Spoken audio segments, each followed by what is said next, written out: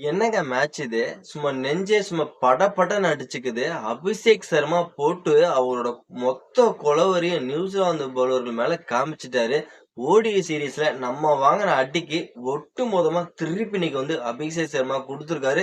கடைசியில நானும் விட்டு வைக்க மாட்டேன். ரிங்கு சிங்கும் பாத்தீங்கன்னா, அவங்கள போட்டு கொளுத்துன்னு கொளுத்துறாங்க. அதுவும் நம்மள பழி வாங்குன டேரில் மிச்சலோட ஓவர கடைசியில போட்டு சுக்கு நூறா சிதைச்சாரு. பிளஸ் ரிங்கு சிங் இவங்க 2 பேத்தோட அதிரடியும் பார்த்தீங்கன்னா, இந்தியாவோட ஸ்கோர் எங்கேயோ கொண்டு போச்சு. ஓவராலா மொத T20 எந்த அளவுக்கு இருந்தது? பயங்கர சுவாரஸ்யமா இருந்தது. எல்லாமே டீட்டெயிலா பார்க்கலாம் ஃபிரெண்ட்ஸ். வணக்கம் நண்பர்களே. இந்தியா வெர்சஸ் நியூசிலாந்து ஓடிஐ சீரிஸ்ல நம்ம வாங்கின அடிக்கு இன்னைக்கு ஒட்டு மொத்தமா திருப்பி குடுக்கறதுக்கான நேரம் வந்துருச்சு அப்படிங்கிறதுனால பார்த்தீங்கன்னா, இன்னைக்கு இந்தியா சும்மா பக்காவான ஒரு பேட்டிங் பெர்ஃபார்மன்ஸ் வெளிப்படுத்தினாங்க. இன்னைக்கு டாஸ் வின் பண்ணி நியூசிலாந்து பார்த்தீங்கன்னா, நாங்க ஃபர்ஸ்ட் பவுலிங் பண்றோம் அப்படிங்கிற ஒரு டிசிஷனை எடுத்தாங்க. இந்திய அணிக்கு அதுக்கு ஒரு ரொம்ப சாதகமா அமைஞ்சதுன்னு சொல்லி ஆகணும். இந்தியா ஃபர்ஸ்ட் பேட்டிங் பிடிக்க ஆரம்பிச்சாங்க. அபிஷேக் சர்மா அண்ட் சஞ்சு சாம்சன் 2 பேரும் ஓபன் பண்ண ஆரம்பிச்சாங்க. இவங்க 2 பேத்துல பாத்தீங்கன்னா சஞ்சு சாம்சன் 10 ரன் இருக்கும்போது அவரோட விக்கெட் இழந்தாரு. அதுக்கப்புறம் உள்ள என்ட்ரி கொடுத்த இசான் கிஷன் பாத்தீங்கன்னா ரொம்ப நேரம் நிலைச்சு நின்னாடவில்லை. அவரும் பாத்தீங்கன்னா அவரோட விக்கெட்டை குயிக் செஷன்ல விட்டுட்டாங்க. ஓகே, 2 விக்கெட் ஒரு 20 ரன்னுக்குலாம் 2 விக்கெட் இழந்து இந்திய அணி தத்தளிச்சிட்டு இருந்தாங்க. என்னையா இந்திய அணி இப்படி இது ஆயிடுச்சு அப்படின்னு நினைக்கிறதுக்குள்ள பிளஸ் அபிஷேக் சர்மா அப்படிலாம் நினைக்காதீங்க. இப்ப நான் யாருன்னு காமிக்கிறேன்னு போட்டு நியூசிலாந்தோட பவுலிங் யூனிட்ட போட்டு பொலன்னு பொலண்டாரு. பிளஸ் அவருக்கு பக்கபலமா பாத்தீங்கன்னா இந்தியாவோட கேப்டன் சூரியகுமார் யாதவ் ஃபார்ம் அவுட்ல இருந்த மனுஷன் இன்னைக்கு நல்ல ஒரு ஃபார்முக்கு வந்தாரு. அவரும் பாத்தீங்கன்னா அவருக்கு சப்போர்ட் பண்ற மாதிரி அவரோட அதிரடி வேட்டை இன்னைக்கு சூப்பரா இருந்தது. இவங்களோட அதிரடியான பாத்தீங்கன்னா இந்தியாவோட ரன் ரேட் ஒரு இமாலய இலக்கை நோக்கி சரசரன்னு போக ஆரம்பிச்சது. செம்ம வேகத்துல ரன் ரேட் ஏற ஆரம்பிச்சது. இருந்தாலும் ஒரு ஒரு கட்டத்துல பாத்தீங்கன்னா அபிஷேக் சர்மா அவரோட விக்கெட் இழக்கிறாரு. 84 ரன்னுக்கு அவர் விக்கெட் இழக்கிறாரு. பிளஸ் சூரியகுமாரும் பாத்தீங்கன்னா அவரோட விக்கெட் இழக்கிறாங்க. சூப்பரா போயிட்டு இருந்தது. அபிஷேக் சர்மா 5 பவுண்டரி 86 அடிச்சு 84 ரன் குவிச்சாரு. பிளஸ் அதே மாதிரிதான் சூரியகுமார் யாதவும் பாத்தீங்கன்னா 22 பாலுக்கு 32 ரன் சும்மா சூப்பரா இருந்தது. இவங்க 2 பேரோட பேட்டிங் பெர்ஃபார்மன்ஸ். இதனால இந்தியன் ஸ்கோர் எங்கேயோ போச்சு. அதுக்கப்புறம் உள்ள என்ட்ரி கொடுத்த ஹர்திக் பாண்டியா, நானும் என் பங்குக்கு நான் ஒரு 2 போட்டு கொளுத்தி எறியாட்டு அவரும் பாத்தீங்கன்னா அவரோட அதிரடி வேகத்தை காமிச்சாரு. கடைசியில ரிங்கு சிங் வெளில என்ட்ரி கொடுத்தாருங்க. ரிங்கு சிங் இல்ல என்ட்ரி கொடுத்ததுக்கு அப்புறம் பாத்தீங்கன்னா பிளஸ் இந்தியாவோட ஸ்கோரை அப்படி எந்த ரன் ரேட்ல இருந்ததோ அதே ரன் ரேட்டை அப்படியே மெயின்டைன் பண்ணாரு. கடைசி ஓவருக்கு டேரில் மிச்சில போட்டு பிரின்னு பிரிச்சாருங்க. கடைசி ஓவருக்கு 21 ரன் அடிச்சாரு ரிங்கு சிங்கை பொறுத்த வரைக்கும். பிளஸ் ஓவராலா இந்திய அணி 20 ஓவருக்கு பாத்தீங்கன்னா 7 விக்கெட் இழந்து 238 ஒரு இமாலய இலக்கை அடைஞ்சாங்க.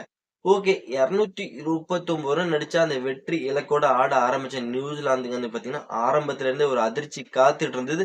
கான்வேயோட விக்கெட்டை ஆரம்பமே பாத்தீங்கன்னா இழந்தாங்க நியூசிலாந்து அணி. பிளஸ் ஹர்தீப் சிங் ஆரம்பத்துல ஓவர்லயே பாத்தீங்கன்னா 2வது பால்லே டெவான் கான்வேயோட விக்கெட் எடுத்தாரு. பிளஸ் அதுக்கப்புறம் அடுத்த ஓவரே பாத்தீங்கன்னா நம்மளோட ஹர்திக் பாண்டியா பாத்தீங்கன்னா சச்சின் ரவீந்திரோட விக்கெட்டை எடுத்தாரு. ஓகே, ஒரு ரன்னுக்குலாம் 2 விக்கெட் இழந்து தத்தளிச்சிட்டு இருந்தாங்க நியூசிலாந்து அணி. அதுக்கப்புறம் ஓகே, கேமுக்குள்ள இந்தியா வந்துட்டோம். இனிமே ஒண்ணுமே பண்ண முடியாது நியூசிலாந்து அப்படின்னு நினைக்கும் போது ராபின்சன் அண்ட் பிலிப்ஸ் 2 பேரும் நல்ல ஒரு பார்ட்னர்ஷிப் பில்ட் பண்ண ஆரம்பிச்சாங்க. அதுவும் ரொம்ப நேரம் நிலைக்க முடியல நம்மளோட வருண் சக்கரவர்த்தி பவர் பிளே முடிஞ்சு ஓவர் என்ட்ரி கொடுத்தாரு. ராபின்சனோட விக்கெட்டை தூக்குனாரு. அதுக்கப்புறம் இந்தியா ஃபுல் அண்ட் ஃபுல்லும் பாத்தீங்கன்னா கேமுக்குள்ள வந்துட்டோம்னு நினைச்சுக்கிட்டு இருக்கும் போது இல்லப்பா, பிலிப்ஸோட சேர்ந்து சாம்பன் 2 பேரும் ஒரு சூப்பரான பார்ட்னர்ஷிப் கொடுத்தாங்க.